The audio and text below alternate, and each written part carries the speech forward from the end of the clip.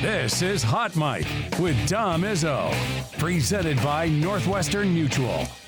All right, welcome back, everybody. Final half hour here on a busy Monday morning to start. Game week has arrived. We know North Dakota State plays its opener on Saturday afternoon. Minnesota State University Moorhead plays Thursday night, as does the University of North Dakota. And its opener at the Alerus Center against Long Island University, one of the new D1 schools. The Sharks will come to Grand Forks to make their debut on Thursday. Our guy Tom Miller joins us from his usual Hot Mic location, his car, getting ready for a very important press conference to start the season, because I saw the rumor mill start working Friday night. There was some sort of injury out of UND fall camp. It concerns Lance Rucker, and then I'll leave it there. What do we know about UND's top defensive player heading into the opener on Thursday? Yeah, that was a bit of a surprise because I was at practice on Friday morning, and Rucker was not practicing at the very end and limping around pretty noticeably. But you've been to football practice, O-line, D-line guys get kind of banged up all the time. It's the nature of football. The fact that he wasn't in a cart, it didn't look like anybody was talking to him. It didn't leave much for me. I was kind of focusing on the Wisney, Colorado case, guys, myself. So I didn't think much of it. And then, you saw the same stuff you did, that, every burner account on social media tied to the University of North Dakota was spreading word that that Lance Rucker had suffered some sort of injury. And, I reached out to North Dakota. They weren't practicing on Saturday morning. And so Eric Schmidt wanted to address it on Monday. And that's pretty natural. Does an injury need to, lose some swelling before you truly can grade it out? Yep. There are a lot of things with injuries that I think fans want immediate answers, and that's maybe not how this always works. So we'll learn a lot today. But I'm expecting, Lance Rucker to miss a good portion of the season here. So Chris Hummer from CBS Sports 24/7 Sports reported Saturday afternoon. I know you wrote about this, that Rucker suffered a foot injury that'll force him to miss some time. A source tells CBS Sports. We don't know anything beyond that. We don't know if that's the exact deal, but from what you have gathered, it's something that he's not gonna be playing, at least for a little bit. At least we know that, correct? Yeah, I think what I would like to learn today is whether or not it is thought of that he would miss perhaps the entire season, or if this is something that you hope that you could get him for a stretch run in the playoffs, which in North Dakota's case could be ideal here. Are they a top 15 team without him, and are they a top 5 team with him? I think those are the conversations that are fair. We watched him play, Tom. He's a disruptor up front. I saw in the FCS playoffs what he did in the game with Tennessee Tech, even the Tarleton State game last year. How good is this guy, and how big a deal is it if he has to miss 6 games, half the season? Yeah, absolutely. I think you saw in the Tarleton State game that he was a massive disruptor in the first half, and Tarleton State couldn't get their timing down, and then he suffered an injury and didn't come out for the second half. And, does that game play out any differently? It could have, to some extent. So he's certainly a big difference maker. I do think that they are a little bit more prepared this year to handle an absence there. I think Brody Thornton is a kid that I've written about and been very high on. Out of Menominee, Wisconsin. But you take a kid who was, 6'5", 220 last year, and now is a redshirt freshman. He's 6'5", 240, and that big jump when you're an edge is super crucial. So, I think he's going to get increased playing time. Braden Moore has had starting experience if it weren't for injuries to his career. Right. So there are a couple guys that are very intriguing to me. But you take a super high end guy off any roster, and that's an impact. You mentioned that wasn't even the story we were following heading into Friday because of the NCAA's case against Wisney. You mentioned that the stay came in, so now that automatically affects 4 UND guys. They were practicing. What happened Friday? Were they taken off the field? Give us what happened. UND practices from 9:30 to 11:30, and I would say that kind of news came down a little bit mid-morning. Okay. So I was talking to Eric Schmidt at 11:30, and he had maybe been briefed by UND Sports Information Director Ryan Powell, 30 seconds before he talked to me. So there was still a lot left to sort out, and that's like everybody wants to talk to me today about Lance Rucker, and quickly forgotten about there are four guys hanging in the balance, and at least one guy is an all-league type of player, Johnny Wiltshire. Yes. And so I think Martin and Newberger, who didn't have their names connected to in-state court cases, which seems to be a big differentiator here at this time, anybody who just tied themselves to Wisney, Colorado, is going to be in a dangerous place. And I'm curious if Martin and Newberger continue to practice. Do they attempt an in-state battle at the county court level, like Scott and Wiltshire have started, or do they say that process is going to take too long to even play out? Do they practice until is there still maybe this is what do you think, Dom? Like, will the NCAA ever say throw in the towel and say we keep losing in state? Like, am I really going to fly to Grand Forks, North Dakota to fight this? See, because there's 6,000 Jai Martins. I know. That's an interesting question. They seem hard pressed. They are not backing down. That this is the new eligibility rule, and we are be damned. We're not going down with the ship with that, because I've wondered the same thing. The Wiltshire and Scott part of this, and you make an interesting differentiator here, and this is for people who are trying to play lawyers on TV. They filed their case in Grand Forks County Court. That's different than the Wisney is a federal case. So and they got the temporary restraining order, the question is, have they got a court date yet? Because we got a game on Thursday. Yeah, and so what Eric Schmidt said after practice on Friday was basically that Wiltshire and Scott's county court cases were on pause until the Wisney, Colorado was sorted out, and that they have 2 weeks, I believe, from that decision to be heard.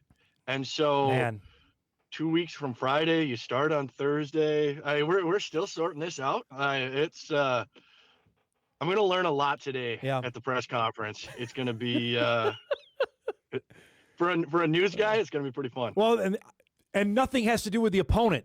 Right? All of this has nothing to do with the game coming up on Thursday, which I want to get to in a second. But it's fascinating. Those are two huge stories before the first game on Thursday.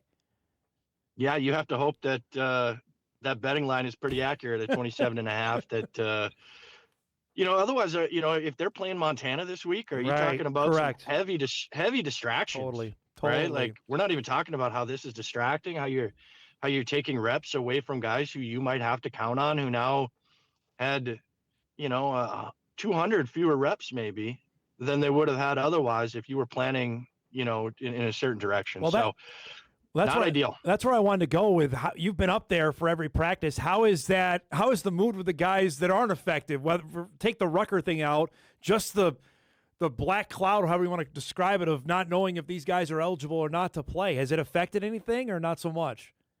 Yeah, I think that's going to be hard to gather, but for the most part, I think the respect level for a guy like Jai Martin, the respect for Johnny Wiltshire, David Newberger, the long snapper, is a great kid. I think that makes a difference. But hey, if you're the true freshman long snapper who thought he was going to start, definitely 12 college football games this year, and all of a sudden the fifth-year kid walks into the room who snapped for 4 years, like, that's got to be, you could say competition or whatever you want to say, but if you're that true freshman, you got to be thinking, whoa, wait a second here. Right. That's not how we were drawing this up. And and now are those two guys disappearing? Like, fascinating time here for the next 2 weeks. I got two emails to ask you. One is on ticket sales. What are we hearing for the opener? It's a rare night game at the Alaris to start things. Where are things trending for the opener on Thursday? Yeah, that's something I'm hoping to write about here as soon as we put a bow on some of these other storylines. But, late last week, North Dakota said that they were at about 3% attrition from a year ago on season tickets. That gap has closed. I would call it probably even on season tickets right now. But as we've talked about before, I'm sure that's a number that North Dakota needs to figure out how to grow. Especially on the fact that there is certainly an increased excitement level locally and heck nationally about what Eric Schmidt has done and can do with this program. But UND football fans have learned to not need a ticket ahead of time, and until that changes, you're gonna live and die on walk-up crowds. And I think UND is hopeful and expecting quite a walk-up crowd on Thursday. So Long Island comes in, and you talked to me about this in the break. I totally forgot. They beat Eastern Michigan last year. They have an FBS win to their credit. What do we know anything about this team? You mentioned UND is a heavy favorite for this game on Thursday night. Yeah, Long Island was preseason number 3 in the NEC behind Central Connecticut and Duquesne. But other than that, what do I know about the Sharks? It looks like their 2 best players entered the portal after last season and both decided to come back. Safety and a dual threat quarterback. The dual threat quarterback ran for 90 some yards and 2 touchdowns against Eastern Michigan.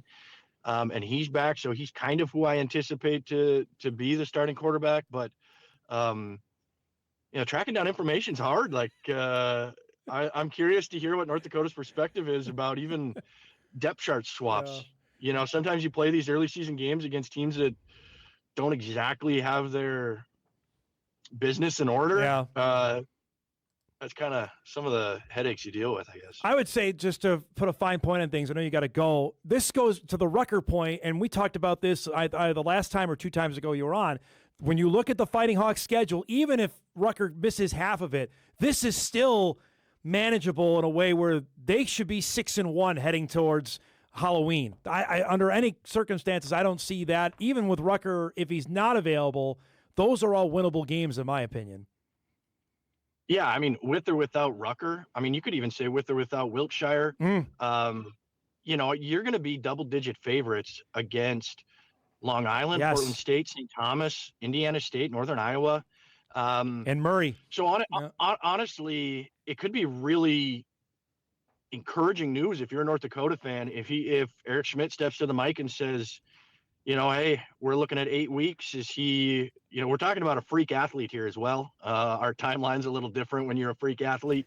So I'm curious to hear what they have to say, because there's certainly the potential that all this could align just fine for North Dakota.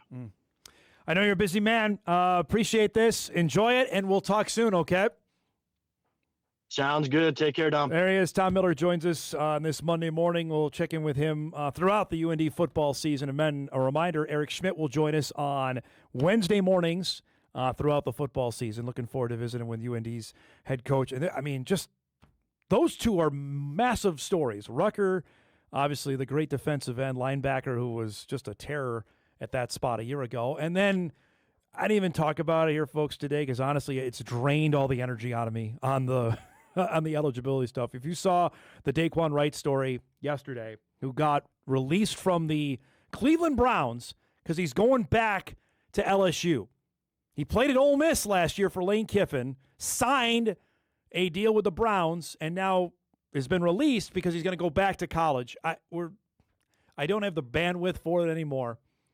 And this all stems, and it's not going to be a whole plethora of guys going to do this, but this all stems from the NCAA saying we are not allowing the class of 2022 an extra year. That is the whole basis of this. They said we're drawing a line in the sand.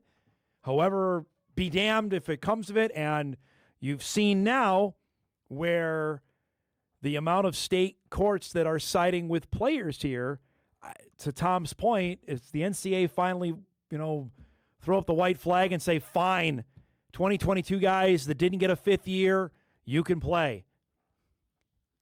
I don't know what the threshold is here, but we are playing football games on Thursday, right?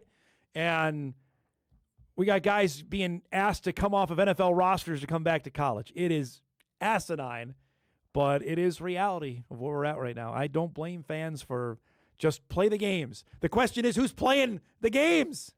No. We can have guys who are NFL camps coming back and playing college ball. It's absurd. All right. We got to go. We'll take our final break. We come back. We'll put a bow on things, get you ready for pretty good Sports Monday on tap. Hot Mike will wrap up on WDAY Extra right after this.